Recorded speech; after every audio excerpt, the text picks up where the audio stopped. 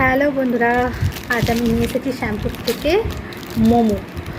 এই মোমোটার সবাই অনেক নাম করেছে, তো আমিও ফার্স্ট টাইম নিয়ে আসলাম, দেখি কেমন হয়।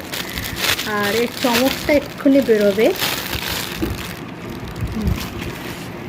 দেখুন, এটা হলো হলুদ, এটা সবুজ, আর এটা সাদা, ঠিক 3 কালারের, ঠিক পতাকা পতাকা টাইপের রং।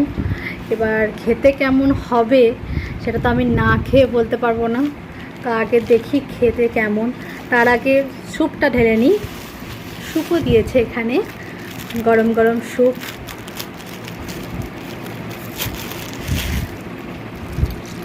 বাহ, অনেকটাই মাংস আছে, সবজিটাও ভালো। এই যে স্যুপটা কিন্তু দারুণ।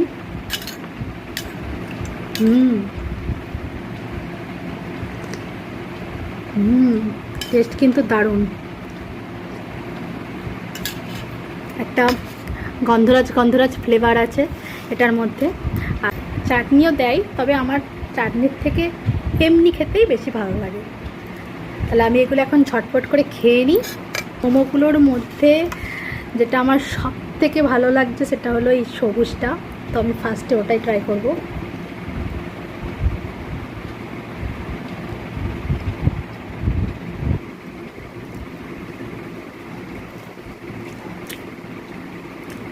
দারুণ খেতে। গন্ধরাজ মোমো তো গন্ধরাজ একটা ফ্লেভার তো থাকবেই।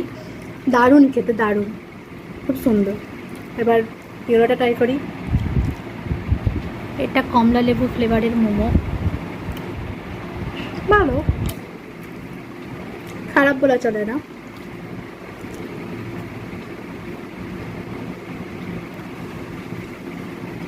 ভালো, সবই ভালো, তবে আমার সব থেকে গন্ধরাজটা ভালো লেগেছে।